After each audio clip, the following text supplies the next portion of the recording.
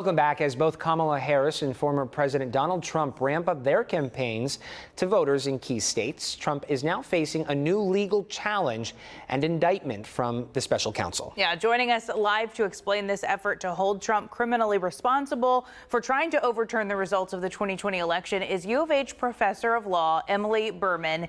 Good morning. Thank you for joining us.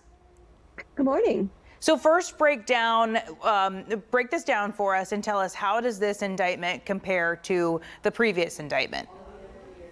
So it's very similar to the previous indictment, with the exception of the fact that the special prosecutor went through that old indictment and removed everything in it that, based on the new Supreme Court decision about the president being criminally immune from prosecution for official acts, took all those official acts out of this indictment and essentially went back and said, look, even eliminating all of those acts for which the president cannot be held criminally liable, there's still enough facts in this indictment to bring those same charges against former President Trump.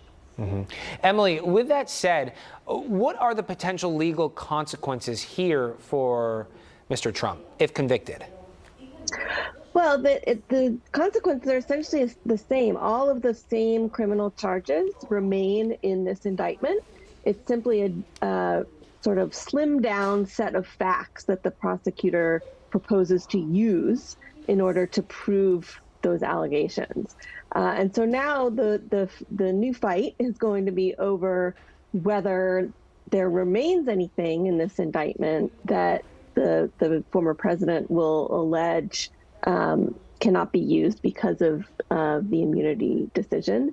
And so we're going to have another round of arguments over the contents of this indictment. The district court will have to decide whether she agrees with the prosecutor, and then that decision itself will be subject to appeal by President Trump. So we've still got a long road ahead of us. A long way to go, and we've got an election in November. So is it possible that anything in this indictment is going to do anything to change or affect Mr. Trump's campaign? Well, it certainly puts it back in the news. And as things move forward in the district court, there may be more discussions over the nature of the allegations against the former president, the types of facts alleged. But in many ways, I think this is already sort of baked into the political landscape, in that it's not really news to anyone, the contents of this indictment. I know this new indictment is sort of like deja vu, but this certainly is a first for a candidate seeking the office of presidency, of president of the U.S. Talk to us, Emily. Could this indictment lead to changes, though, in how the Justice Department handles cases involving former presidents? Well, it certainly reflects the way that the Supreme Court's decision about presidential immunity has altered the landscape. When you look at the kinds of things that the special prosecutor removed from this indictment, you see how much more narrow the path is toward holding presidents criminally accountable for things that they did while in office. And that certainly will continue to be the case going forward. Hopefully we don't find ourselves in this situation very often, but any future allegations against presidents will be subject to these same very strict limitations. Yeah. So, as you mentioned, this definitely brings it back up in the news. It definitely gets people talking about it again. But do you think this indictment is going to do anything to influence the public's opinion about Mr. Trump?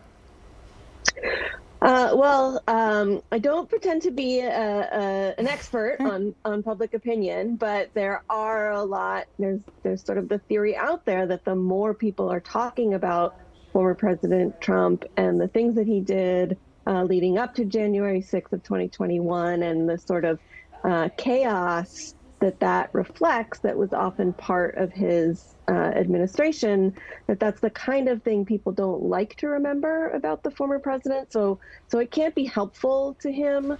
But again, whether it affects anyone who hasn't already made their minds up about this election, I don't pretend to know the answer to that. Oh, well, I do think that is a good answer. Emily Berman, thank you so much. We appreciate your time this morning. My pleasure.